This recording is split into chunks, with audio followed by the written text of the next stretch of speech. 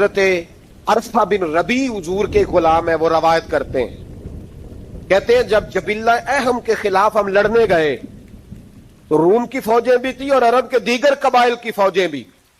کہتے ہیں ہمارے سپہ سالار کا نام حضرت خالد بن ولید تھا، معمولی آدمی نہیں جسے نبی پاک نے فرمایا یہ اللہ کی تلوار ہے.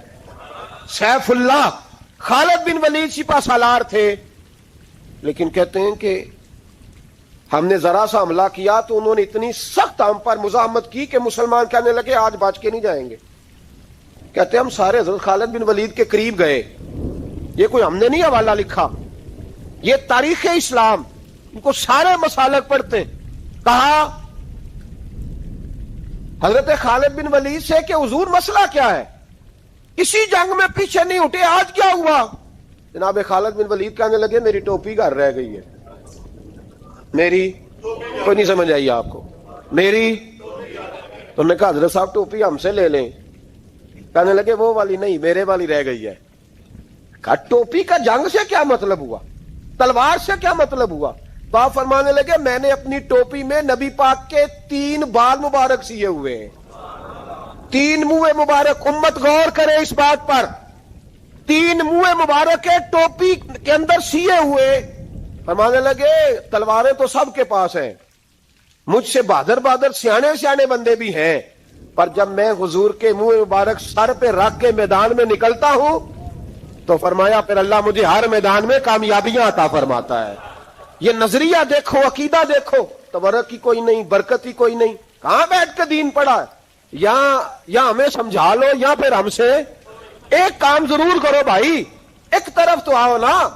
حضرت خالد بن ولید کہنے لگے ٹوپی رہ گئی ہے. صحابہ دلیری دینے لگے کچھ نہیں ہوتا، قربان جائیں.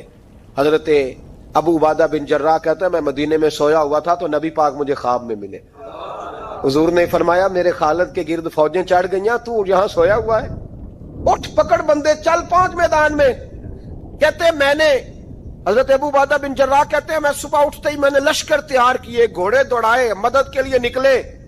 جب ہم رستے میں جا رہے تھے تو ایک ہمیں نوجوان ملا گھوڑے پہ، سر پٹ گھوڑا دوڑا رہا ہے اور بڑی اس کی تیزی ہے. کہتے ہم نے آواز دی تو اس نے اور تیز کر دیا. حضرت خالد بن ولید کے میدان کے قریب پہنچ گیا. کہتے میں نے 2 سپاہی دوڑائے، میں نے جا کے کہا اسے روکو، کون ہے؟ کہتے جب ہم قریب گئے نا اس نے کہا پیچھے ہٹ جاؤ، قریب نہ آنا. کہتے ہم نے کہا تو کون ہے؟ کہنے لگے میں حضرت خالد بن ولید کی زوجہ ہوں، میں ان کی اہلیہ ہوں. تو کہا آپ کدھر جا رہی ہیں؟ کہنے لگی وہ منہ مبارک والی ٹوپی گھر بھول گئے تھے، اور ٹوپی بھول گئے تھے. سارے راز نہیں جانتے، میں بیوی ہوں، میں جانتی ہوں کہ خالد کو کامیابی ملتی تھی مصطفیٰ کے تبرک کی برکت سے. وہ ٹوپی بھول گیا ہے، مسئلہ بن گیا ہوگا، ٹوپی پہ نظر پڑی ہے تو مجھے کوئی اور ملا نہیں تو میں خود دینے جا رہی ہوں. حضرت ابو عبادہ بن جراح کہتے ہیں ہم نے کہا کہ ہمیں دے دو بہن، ہم دے دیں گے. کہنے لگے نہیں، ہمیں پتہ ہے اس کا ادب کس طرح کرنا ہے، کیونکہ ہمارے گھر میں رہتی ہے تو ہمیں پتہ ہے ادب. اور یارو اگر یہ ذائقہ ہی نہیں تو پھر تجھے حضور کی عزت کا پتہ ہی نہیں. اگر تو حضور کے تبرک سے آشنا ہی نہیں پھر تجھے پتہ ہی نہیں رسول اللہ کے مقام کا. اقبال کہنے لگے اگر باؤ نہ رسیدی تمام بھول حدیث، اگر تو حضور کے قدموں تک نہیں پہنچا پھر تو ابو لہب کے کھاتے میں جائیں گی تیری نمازیں. میرے مصطفیٰ کریم سید عالم صلی اللہ علیہ وسلم کی وہ ٹوپی لے کر زوجہ کہنے لگی تمہیں ادب کا نہیں پتا، میں ہی جاؤں گی. کہا چلو. کہتی وہ دوڑی گئی. حضرت خالد بن ولید کہتے ہیں اچانک میری نظر پڑی تو کافروں کی فوج تنی ہوئی تھی، وہ ٹوٹنے لگی اور ایک شاہ سوار دوڑا آ رہا ہے. تو میں نے کہا یہ اکیلا جوان اور صفے کاٹتا آ رہا ہے، جب لڑ رہے تھے تو یہ فوج ہم پر چڑھ آئی تھی، اکیلا جوان. کہتے ہیں جب وہ جوان قریب آیا تو حضرت خالد بن ولید کہنے لگے او جوان تو کون ہے؟ اکیلے نے سب کھول دی. تو کہتے ہیں زوجہ بول کے کہنے لگی نہیں، مسئلہ جوان کا یا کمزور کا نہیں خالد، مسئلہ یہ ہے کہ ٹوپی آج میرے پاس ہے. مسئلہ یہ ہے کہ ٹوپی آج اصل شے میرے پاس ہے، تو اس لیے صفے کاٹتی جا رہی ہوں، ورنہ مجھے تو چھری بڑی مشکل سے چلانی آتی ہے. ٹوپی آج میرے پاس ہے. یہ ہے ارض جنت، یہ طیبہ کی زمین ہے، جنت بھی یہی، مال کے جنت بھی یہی ہے. یہ میرے محبوب پاک کے تبرک کی برکت ہے. حضرت خالد بن ولید رضی اللہ تعالیٰ عنہ کو زوجہ کہنے لگی ٹوپی آ گئی ہے، ٹوپی آئی ہے تو سمجھ لو فتح بھی آ گئی ہے۔ حضرت خالد بن ولید نے ٹوپی پہنی، اتنی دیر میں حضرت ابو عبیدہ بن جراح بھی آ گئے، کہنے لگے تگڑے رہنا، پہنچ گئے ہیں۔ حضرت خالد بن ولید کہنے لگے نام بھی پہنچتے تو خیر تھی، اب مصطفیٰ کے بال مبارک پہنچ گئے ہیں، اب حضور کے منہ مبارک ہے۔ او بھائیو یہ تبرک حضور جہاں رکے، صحیح بخاری حوالہ میرے ذمے، تو مسجد نبی کی دیوار نہیں نہ چومنے دیتا، تو حضرت حلیمہ کے گھر کا بوسہ نہیں نہ لینے دیتا۔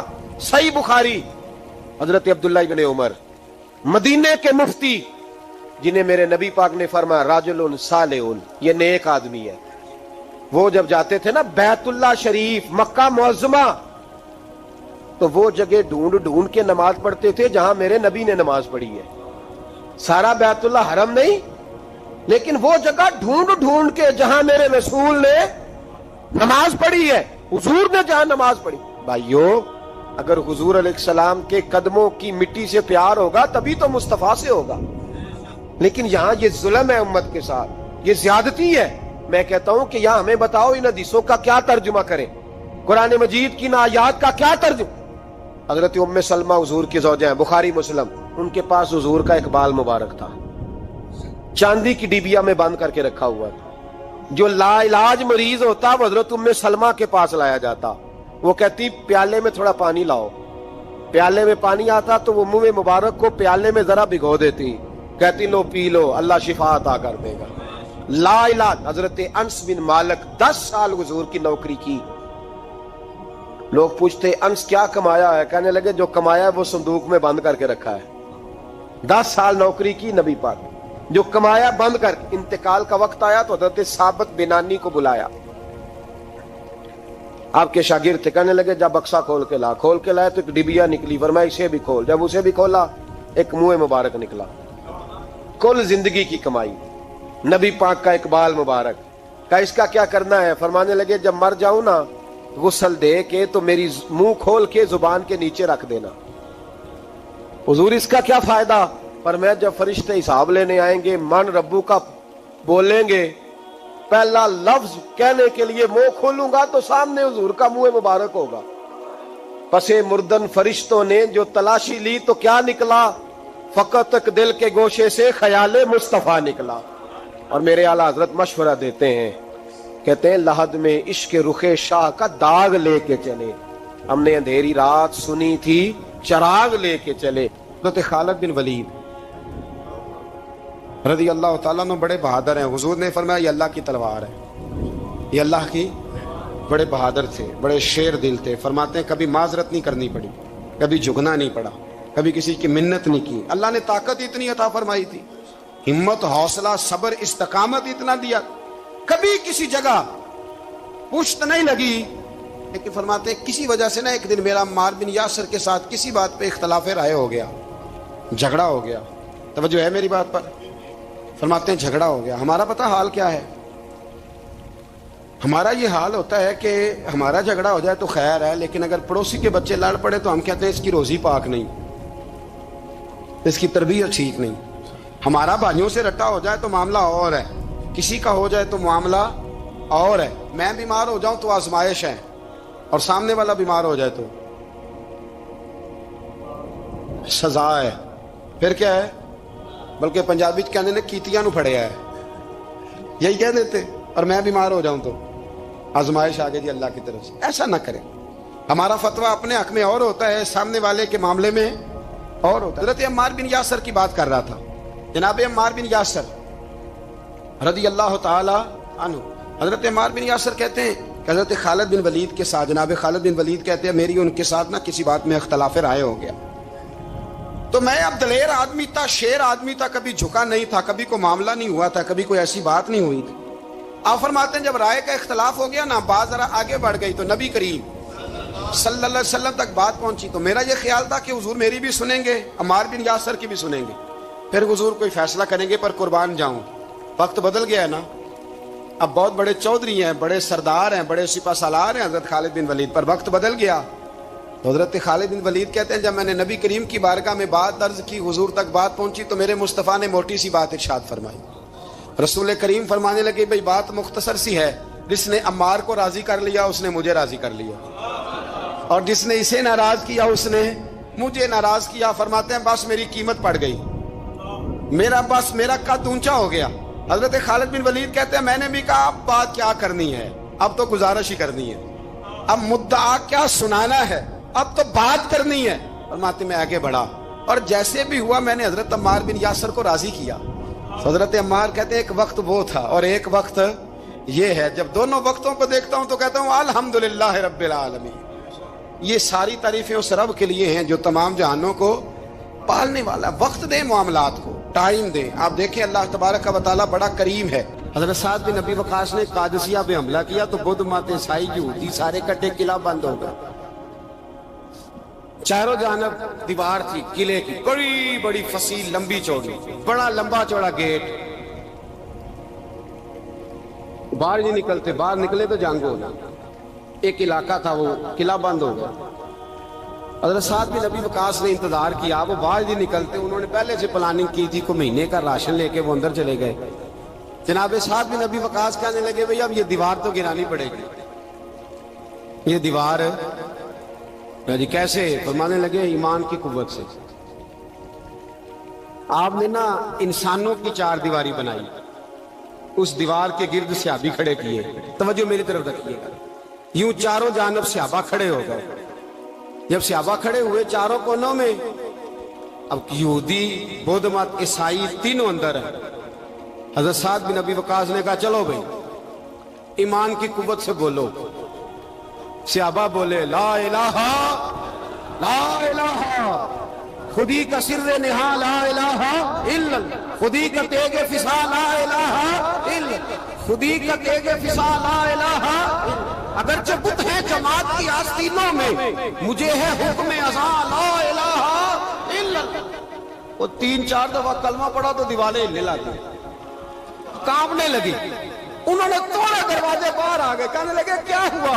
حضرت سعد بن ابی وقاص کہنے لگے کافرو، بے ایمانو، ابھی تو ہم نے ایمان کا پہلا کلمہ بھی آدھا پڑھا ہے، ابھی تو ایمان کا پہلا کلمہ بھی لا الہ الا آدھا پڑھا ہے۔ اگر محمد رسول اللہ پڑھ لیتے تو تمہارا بچتا ہی کچھ نہیں۔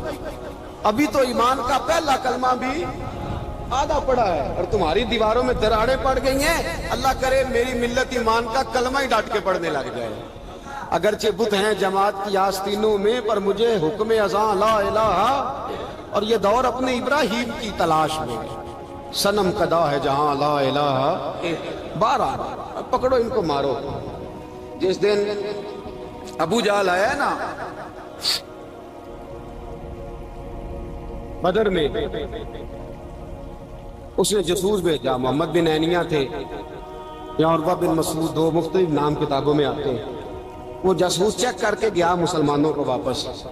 ابو جہل سے کہنے لگا 313 312 بندے، کچھ بچے ہیں، کچھ بوڑھے ہیں، کچھ کمزور ہیں۔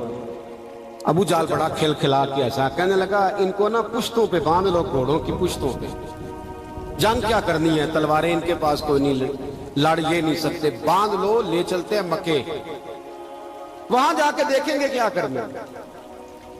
محمد بن عینیہ کہنے لگے ابو جہل ہوش کر، ہوش کر، تلواریں کوئی نہیں، زرہیں کوئی نہیں، پر میں ان کا ایمان دیکھ آیا، میں ان کا ایمان۔ فرمایا سب نے جھولیاں اٹھائی ہو رہی ہیں، کہہ رہے ہیں یا اللہ ہمیں واپس نہ بھیجنا، ہم تیرے نبی کے قدموں پہ قربان ہونے آئے۔ ان کا ایمان میں حضرت خالد بن ولید نے حملہ کیا ملک شام پہ، حملہ کیا۔ یہودی باہر نہیں نکلتے، باہر نکلے ان کا بہت بڑا لیڈر مذاکرات کرنے آیا تو ہاتھ میں زہر کی پڑیا ہے۔ فرمایا یہ کیا ہے؟ مذاکرات کرنے آیا تو یہ کیا؟ کہنے لگا زہر۔ کیا مطلب؟ کہنے لگا اگر مذاکرات ناکام ہوئے تو زہر کھا کے مر جاؤں گا، مسلمانوں کو کبھی اقتدار نہیں دوں گا۔ تو آپ فرمانے لگے زہر بھی تب بھی اثر کرے گا نا جب میرا اللہ چاہے گا۔ کس کی قوت؟ ایمان کی۔ کس کی قوت؟ زہر کب اثر کرے گا؟ جب اللہ۔ تو کہنے لگا یہ بڑا زہریلا زہر ہے ہمارے علاقے کا، یہ تو کسی کے ناک میں ذرا ہوا سے چلا جائے تو بندہ مر جاتا ہے۔ آپ فرمانے لگے بندہ تب بھی مرتا ہے جب اللہ مارے۔ اور جسے اللہ نہ مارے مر سکتا. وہ کہنے لگا کیسے ہو سکتا ہے؟ فرمایا لاؤ ادھر. حضرت خالد بن ولید، او بھائی طاقت ایمان کی قوت سے ملتی ہیں، ہمت ایمان کی قوت سے. فرمایا بلا سارے یہودی، سارے آ گئے. فرمایا تم کہتے ہو زہر ہوا کے ذریعے ناک میں بھی چلا جائے تو بندہ مر جاتا ہے. پوری پڑیا زہر کی جناب خالد کھا گئے، پانی کا گلاس پی گئے، 18 رکعتیں نفل بھی پڑھ گئے. ہر 2 رکعتوں کے بعد پیچھے پلٹ کے دیکھ دے تو کتنے یہودی کلمہ پڑھ جاتے ہیں، کتنے غیر مسلم. یہ کس کی طاقت ہے؟ بولے تو صحیح ہے، بولے.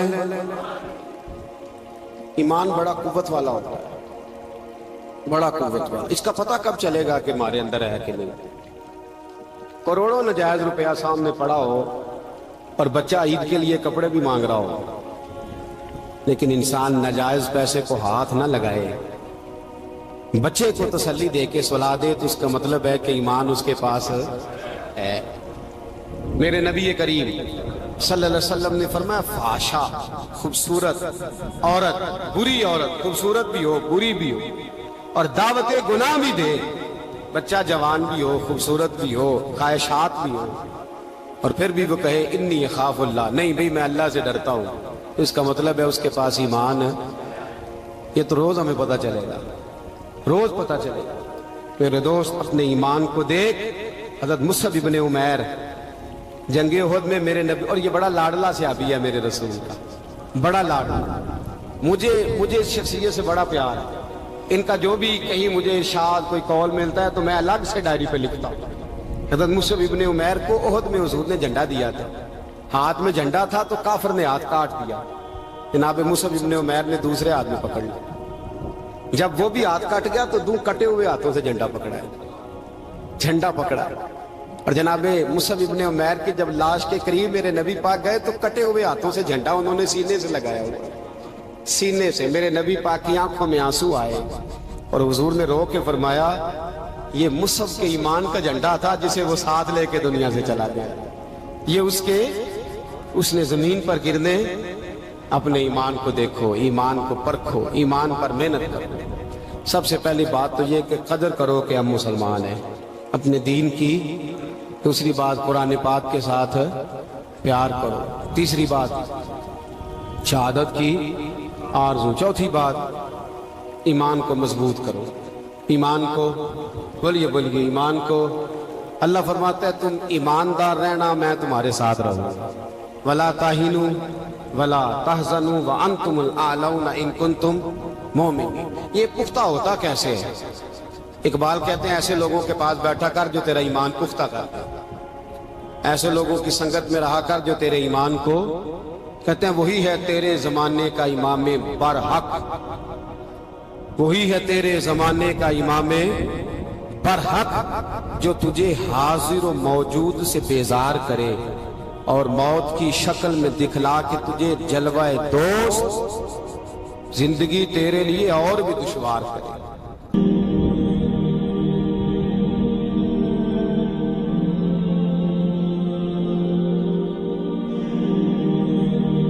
میرے رسول پاک علیہ الصلوۃ والسلام کے صحابہ کے قریب دنیا داری آ سکی نہیں آئی. حضرت ابو بکر صدیق نے پانی مانگا تو لوگوں نے دودھ دیا، فرمایا پیچھے کرو.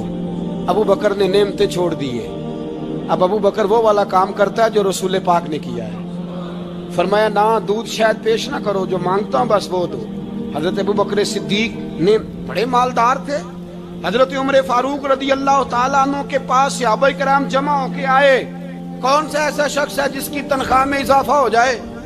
تو لوگ کہتے ہیں نہیں مجھے نہیں چاہیے. پر ہم نے وہ لوگ دیکھے ہیں. حاجی صادق صاحب کو مسجد والوں نے کہا 1000 روپیہ تنخواہ بڑھانی ہے تو حاجی صاحب کہنے لگے میرا بڑا سونا گزارا ہوتا ہے، مینوں یہ نہیں بڑے نے. حضرت سیدنا عمر فاروق رضی اللہ صحابہ کٹھے ہو کے گئے. کہنے لگے عمر حضور کے زمانے میں بظاہر غربت رہی، جناب صدیق اکبر کے زمانے میں غربت، اب تو بڑی ریل پیل ہے، بحرین سے لاکھوں کا مال آتا ہے، آپ کو بڑے بڑے سفیر ملنے آتے ہیں، پر آپ وہی پرانا کرتا اور وہی طامت جو کئی جگہ سے سی آپ نے کئی جگہ سے پھٹی. اور حضرت عمر ایک دن عید کی نماز پڑھانے گئے تھے تو ننگے پیر ہی چلے گئے. لوگوں نے کہا جوتا، فرمایا ٹوٹ گیا تھا یار، پہننے کے قابل نہیں تھا.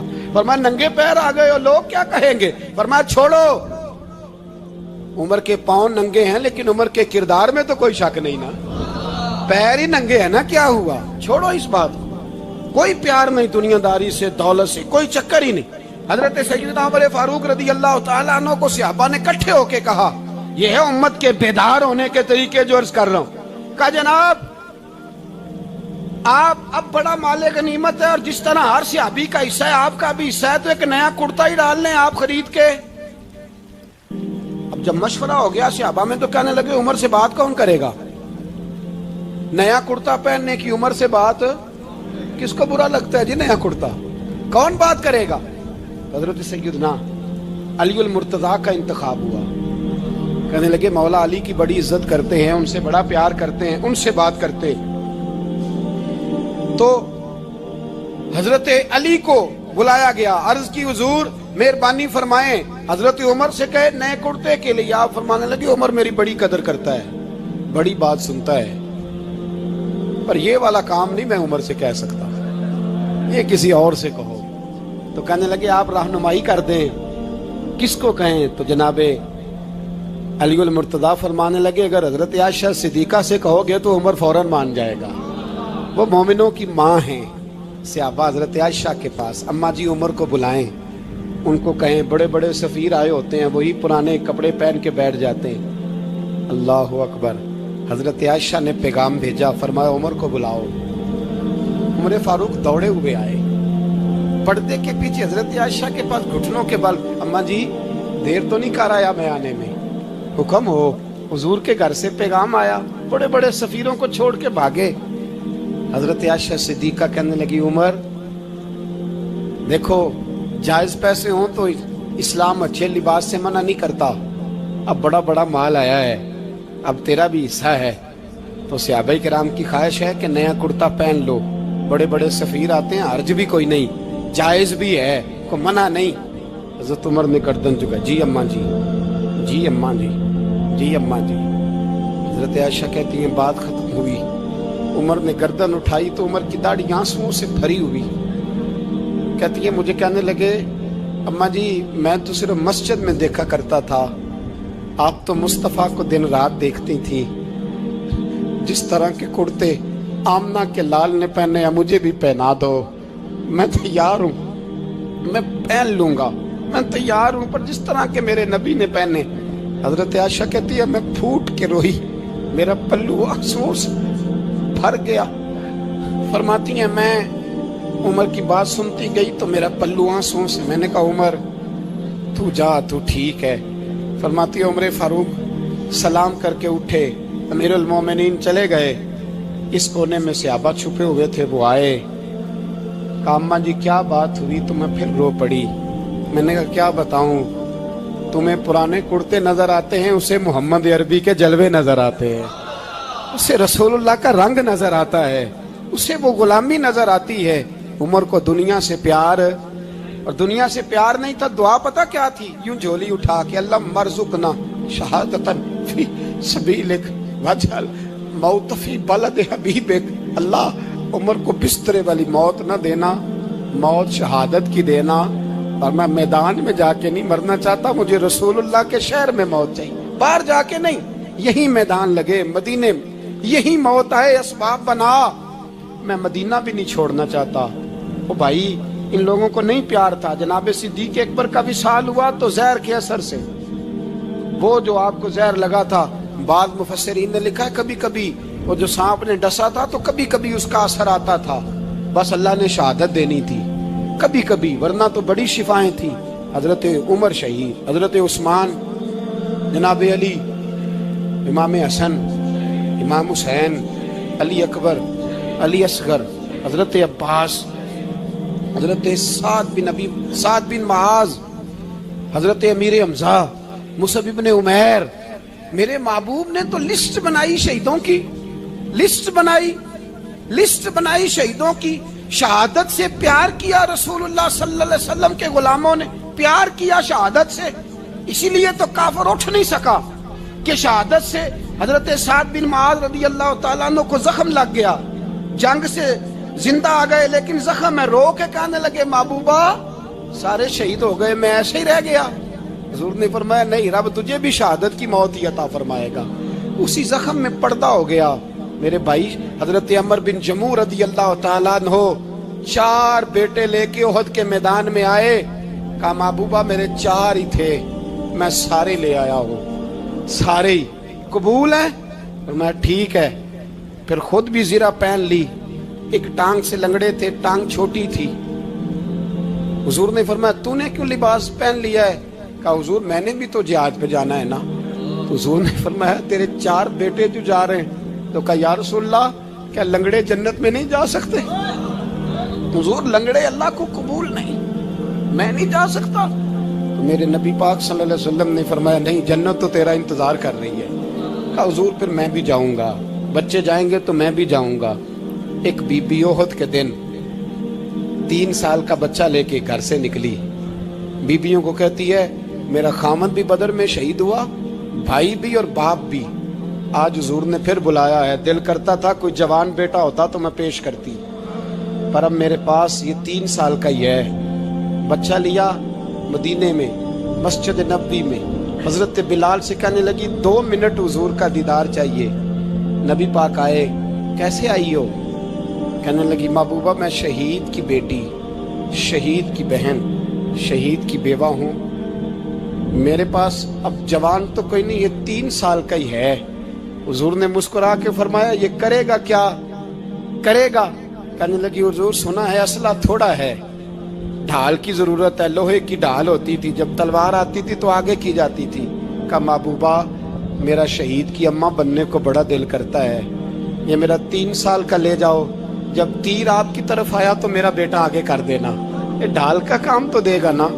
ہنستے ہوئے محبوب کی آنکھوں میں آنسو آئے، بچے کو پکڑ کے سینے سے لگایا، ماتھا چوما، فرمایا جا تیرے ساتھ وعدہ ہے قیامت کے دن تجھے شہید کی اماں کہہ کے ہی پکارا جائے گا، وعدہ ہے تیرے ساتھ تجھے شہید کی۔ میرے بھائی مرنے کو دل ہی نہیں مسلمان۔ میرے نبی پاک صلی اللہ علیہ وسلم نے فرمایا جس کے دل میں کبھی شہادت کی آرزو پیدا نہیں ہوئی، اس کے سینے میں دھڑکنے والا دل مومن کا ہے ہی نہیں، وہ تو منافق ہے۔ جو کبھی دین کے رستے میں شہید ہونے کو، میرے بھائیوں دین کو بڑی ضرورت ہے، بڑی ضرورت ہے، بڑی۔ اے خاصائے خاصان رسول وقت دعا ہے، امت پہ تیری آ کے عجب وقت پڑا ہے۔ وہ دین جو بڑی شان سے نکلا تھا وطن سے، پردیس میں وہ آج غریب الغربا ہے۔ فریاد ہے اے کشتی امت کے نگہباں، بیڑا یہ تباہی کے قریب آن لگا ہے۔ اور ایک شاعر قلم توڑ گیا، کہنے لگا تجھ سے فریاد ہے اے گنبد خضرا والے، تجھ سے فریاد ہے اے گنبد خضرا والے، کعبے والوں کو ستاتے ہیں کلیسا والے، تجھ سے فریاد ہے اے گنبد خضرا۔ اپنے اندر دین کا درد پیدا کرو، ذوق پیدا کرو، اپنے اوپر مشقت کرے۔ آج جمعۃ الوداع کا موقع ہے، ہم اکیلے مسلمان نہیں، فلسطین والے بھی مسلمان ہیں، کشمیر والے بھی مسلمان ہیں، بوسنیا والے بھی مسلمان ہیں، افغانستان والے بھی، عراق میں جو لوگ بھیک مانگ کے گزارا کر رہے ہیں وہ بھی مسلمان ہیں۔ ہمیں کم از کم ان کے لیے دعا تو کرنی چاہیے، ہمیں قوت اسلامیہ کا اظہار تو کرنا چاہیے، قوت اسلامیہ کا پیغام تو عام کرنا چاہیے۔ کریں گے انشاءاللہ تعالی؟ یہ 4 باتیں آپ کو یاد رہیں گی انشاءاللہ۔ میری یہ درد مندانہ اپیل ہے آپ دوستوں سے، اور کچھ کرے نہ کرے میرے محبوب کی امت کے لیے دعا ضرور کیا کریں، ان کے لیے دعا کیا کریں۔ اے اللہ اس قوم کو غیرت ایمانی عطا فرما دے، اے اللہ اس ملت کو جذبہ جہاد عطا فرما دے، اے اللہ اس امت کو شوق شہادت عطا فرما، اے اللہ اس قوم کو اپنے نبی کا سچا پیار عطا فرما صلی اللہ علیہ وسلم، اور اللہ سب کے لیے رحمت کے فیصلے فرمائے۔ آخر دعوانا ان الحمدللہ رب العالمین۔